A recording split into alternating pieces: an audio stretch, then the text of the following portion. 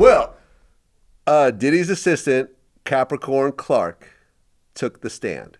Yeah, I seen And Cap. she went into the whole Kid Cudi story. Right. Now, was Cudi recording with Cassie while you're still there? Nah. So all this happened afterwards? Yeah, this happened afterwards. Well, according to Capricorn, Cassie started to creep around with Kid Cudi behind his back. Capricorn was scared for Cassie, so she got her a burner phone. And at one point, when Cudi was with Cassie, I guess Puff found out about it. So he got Capricorn and his new security, Ruben. Rube, yeah. Rube is D-Rock's little man. Right, he come from Junior Mafia. Exactly. Do you know him personally? Yeah. Okay. Why did he choose Ruben as security for that point? Because he was close to D-Rock and so forth? Well, Rube, he knew Rube from back in Junior Mafia days. But then when D-Rock got out of jail, Rube started coming around all the time. So he started traveling with us when we was out of town, and he was basically one of the security.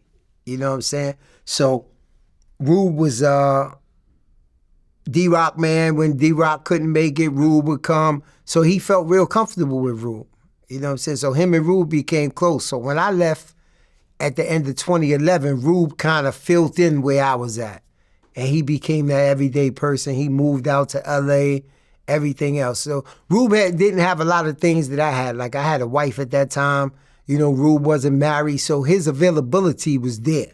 He didn't have nothing to run home with. His son was with Christian every day. So it was a reason that he was there. So, you know, Puff finds a way to take advantage of everybody and everything around him. Well, according to Capricorn, when Puffy found out about Kid Cudi, he went and got a gun, got Ruben as security, and got Capricorn and said, we're going to go kill Cudi. Let's go. And I guess he made Capricorn give him the address. Right. So the three of them jumped in the car to go to Kid Cudi's house. Right. Have you ever seen Puff do something this reckless before? I'm just saying, yo, the Puff that I see now wasn't nothing like the person I seen in 2011. You know what I'm saying? Like I said, I don't know if it was drugs. I don't know if it was the billionaire status making him feel like he was untouchable. I don't even know if it might have been some things that he went through and got away with, so he felt like he was untouchable now. But when he say killing, I'm gonna be 100% honest with you. I think that was a figure of speech of somebody being mad, yo, I'm gonna go kill him, because Puff ain't killing nobody. Well, what about just grabbing a gun and going somewhere? Did Puff ever, like, hold his own guns before? Not when I was around. Yeah. Nah, not when I was around. That seemed a little weird. That almost seemed like Capricorn put a little extra on it. Yeah, but I'm gonna be honest with you. I don't put it past him. Okay. You know what I'm saying? Because it comes a time where you around people and you trying to keep a facade up. So by you trying to keep a facade up, you go outside your body. And Puff has done that a million different times when you say a person of that status and that amount of money is not supposed to be involved in certain things. I've seen Puff get involved in certain things, certain fights, yo, let's go, we're gonna punch him in the face, we're gonna do it. But everybody's not fighting, Puff. So if you wanna go up there and fight, everybody's not fighting. And I used to tell him that. He'd be like, yo, what that nigga say about me? And him and Kid Cudi always had a little situation. I don't know what it was, but it was one time we went to a concert and me and Puff walked in and he heard Kanye on the stage and Kanye was performing. And Puff said, yo, come on. So I don't know what's going on. So we run up behind stage, and as soon as Kanye got off, Puff jumped in his face. And I said, yo, what's that about? He said, nigga, that's the 16 that Kanye just wrote for me. He's up there performing the 16 that he sent me for my record, because everybody know Puff don't write his own stuff. So I had no idea that was the 16, but and Kanye had no idea that Puff was coming to the concert. So when we walked in, he heard the same 16 that Kanye must have sent him. So it was actually Kid Cudi concert. So Kanye was performing because Cudi was his artist.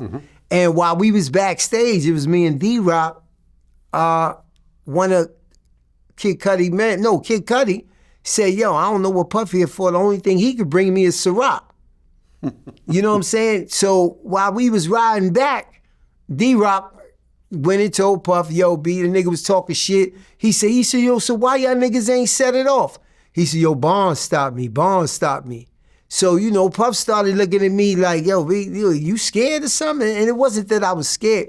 It's just that I'm a thinker, yo. I'm not jumping out the window for every little thing. So I feel like Puff had a little animosity against Kid Cudi anyway. I mean, how many physical fights did you get into while doing security?